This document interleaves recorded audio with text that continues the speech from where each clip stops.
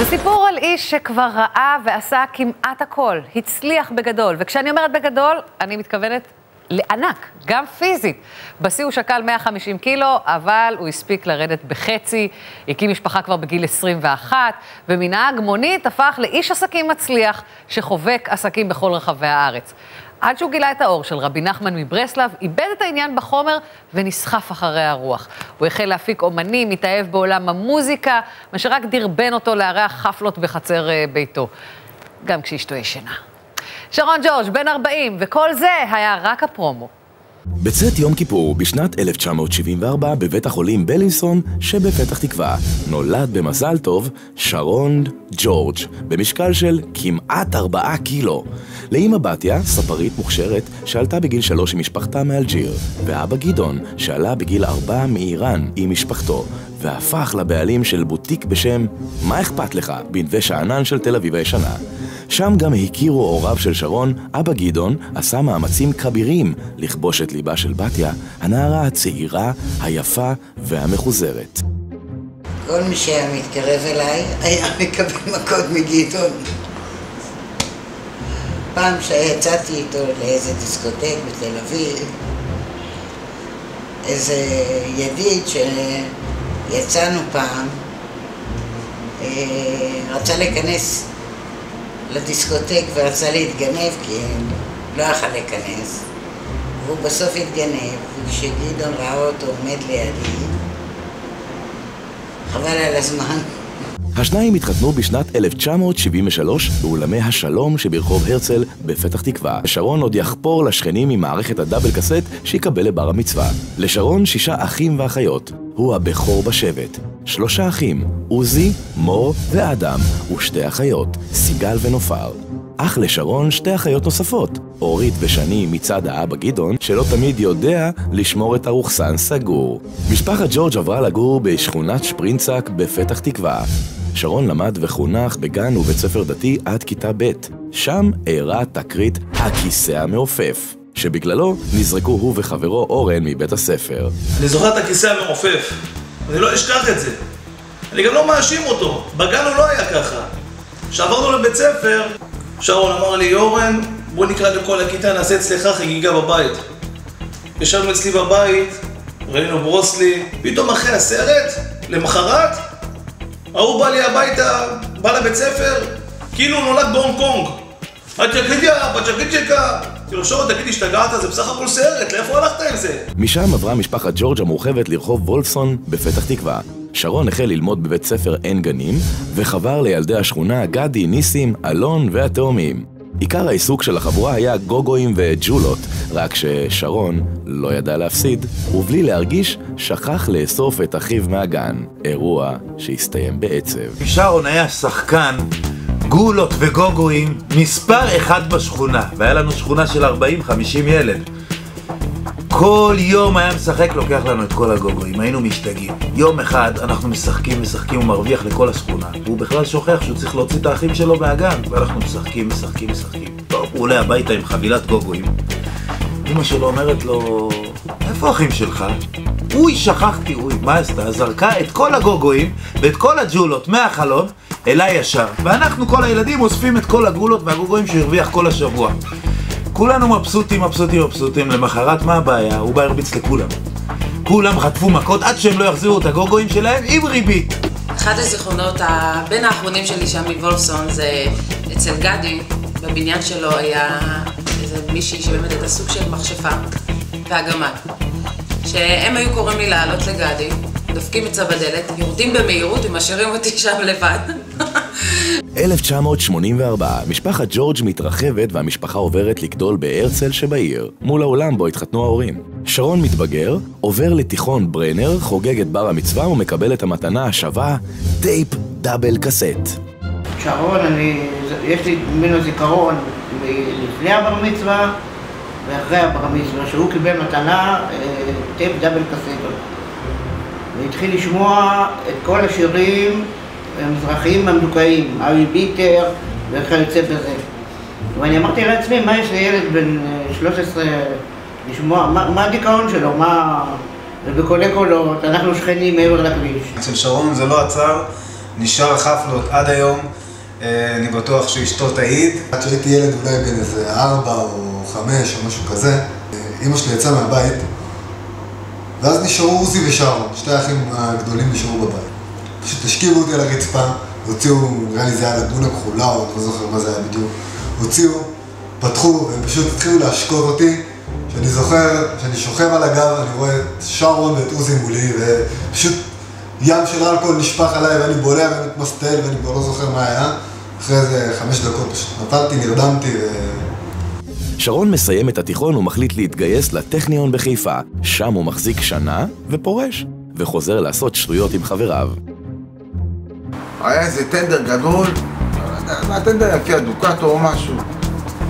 פתחנו, מישהו פתח, לא זוכר, החבר'ה פתח את הדלתות מאחורה, נפתח. התחלנו לשבור את המכונה, תחתי, הוצאנו כמה שקלים ויצאנו כל פחיות.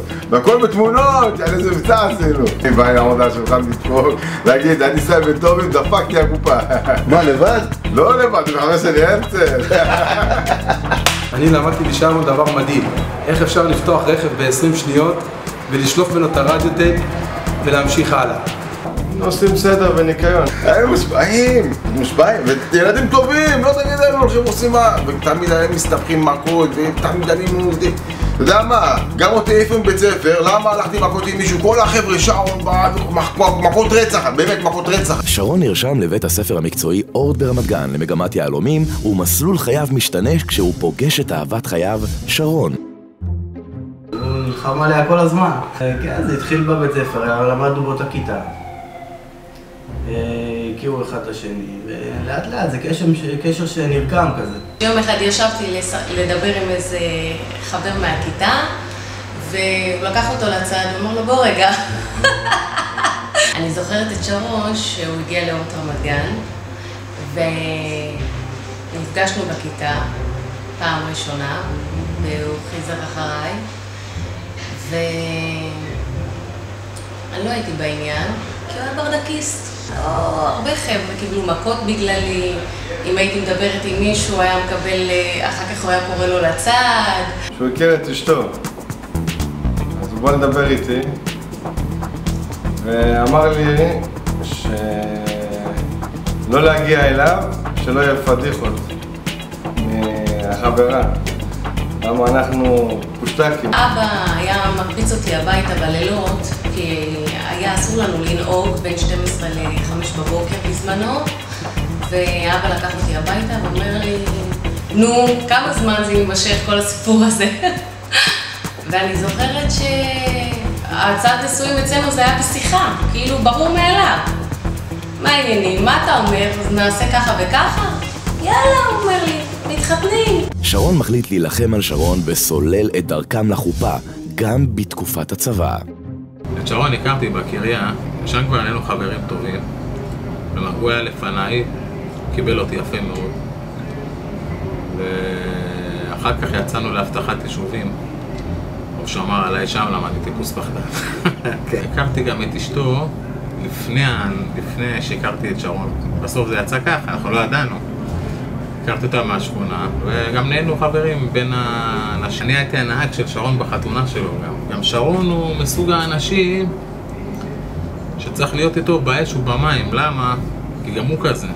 שרון ושרון מתחתנים באירוע נוצץ, ואחרי שנה מביאים לעולם את בנם הבכור גידי. אחרי החתונה, גידי נולד, זו הייתה שמחה גדולה. אני עם הספר, יש התינוק באוטו, וכולנו ילדים, מה היינו? אולי בצבא אולי הייתי.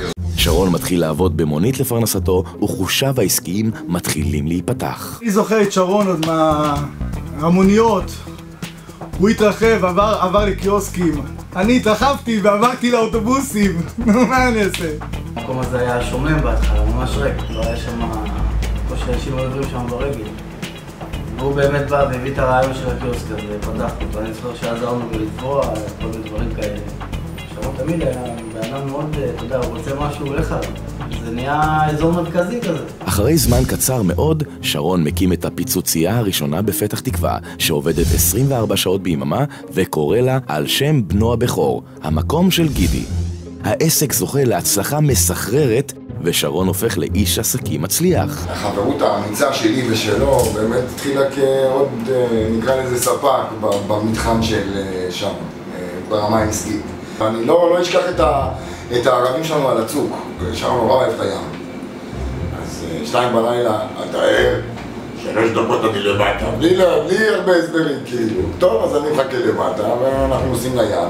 שרון ושרון מרחיבים את המשפחה, ובר ורוני נולדות בשעה טובה. אבא הוא מסוג האנשים שתמיד אוהבים לפנק, הוא דואג שאף פעם לא יחסר לנו כלום, טיפה מגזים עם העניין. כיתה ב' הוא לקח אותי ואת גידי למכולת מאחורי הבית, ביקשנו ממנו כל אחד שיקנה לנו חבילת קלפים, והוא קנה לנו את כל הקלפים שהיו, את כל החבילות הקלפים שהיו בחנות. קנה לכל אחד מאיתנו 50 חבילות קלפים. אמא מתחרפנת מהקטעים האלו. אני זוכרת שהיה מביא לי מתנות עם מזוודות מפוצצות. בחייו של שרון מקבלים תפנית נוספת כאשר הוא זוכה להכיר את רבי נחמן דרך חבר קרוב, שלומי אזולאי, והוא מאבד עניין בחומר ומתחזק בדרכו שלו. הוא הציע לי לנסוע איתו לאומן, באתי איתו לאומן, נסענו בחנוכה. היה טיסה, היה אחלה טיסה. אני בדרך כלל מפחד מטיסות. אז הוא עמד על המטוס כזה, והוא התחיל לעשות ככה עם הרגליים. אמרתי לו, שרון, אל תעשה, אנחנו ניפול. שרון, איפה הגענו? הוא אומר לי, פה, חבל לך על הזמן. שרון באומן הוא כמו ראש העיר. מכיר שם את כולם, ומכיר את הכל שם, מכיר את כל הגברים שם, ונסענו עוד איזה 200 קילומטר פה, ו500 קילומטר לשם. שרון היה ספץ. את האהבה למשפחה ומוזיקה הצליח שרון לשלב בדרך בחפלות מדוברות בחצר ביתו, והצליח לשמור על ליכוד משפחתי.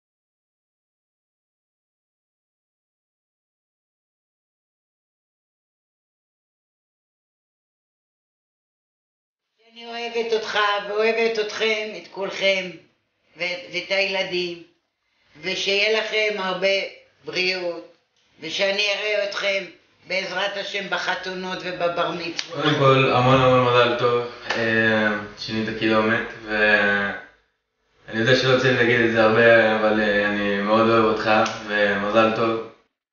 יש לו מזל טוב, עד 120. הוא איש טוב, עם לב, ככה. העשור הבא יהיה חפלה אחת גדולה אצלך בחיים, שתמיד יהיה שמחה, שתמיד יהיה לך צחוק, ואושר, ובריאות, ונחת, ושכל משאלות לבך יתגשמו ויתגשמו. אושר, בריאות, פרנסה, הצלחה, שפע בהכל. תשאר כמו שאתה בן אדם מדהים, אנשים סביבך אוהבים אותך, יש בך אישיות מקסימה. מאוד מזל טוב.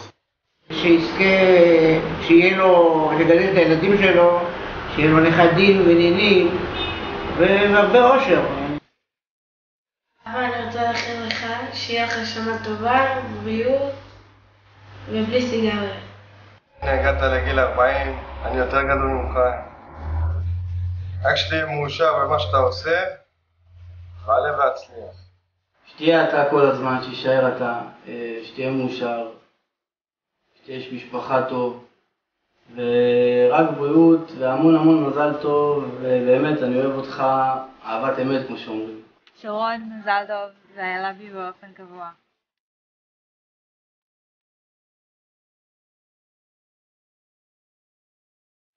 שהשם יפתח את ליבו בתורה, כי הוא מתאים לו תורה.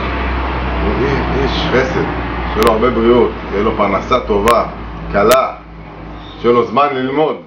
באמת. אומרים שגיל 40 זה גיל של הבינה, התבגרנו ביחד, הקמנו בית לתפארת, ילדים מקסימים, אני מאחלת לך את כל הטוב שבעולם, שתמשיך להיות ככה ולשמוח, ורק טוב שבעולם. אוהבת אותך, אתה מספר אחד, אתה בעלי היקר, האהוב, האחד והיחיד. מכל הלב. I love you באופן קבוע.